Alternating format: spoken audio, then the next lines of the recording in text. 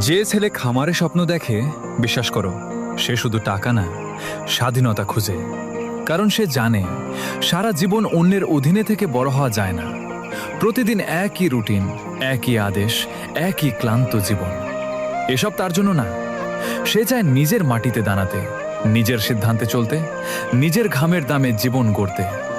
লোক হাসবে, বলবে খামার করে কেউ বড় হয়।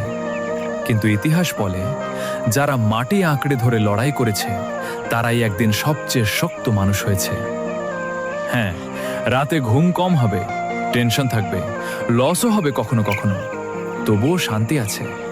কারণ দিন শেষে তুমি জানো তুমি নিজের স্বপ্নের জন্য যুদ্ধ করছো। মনে রাখো, একদিন এই ছোট খামারটাই তোমার সবচেয়ে বড় পরিচয় হবে।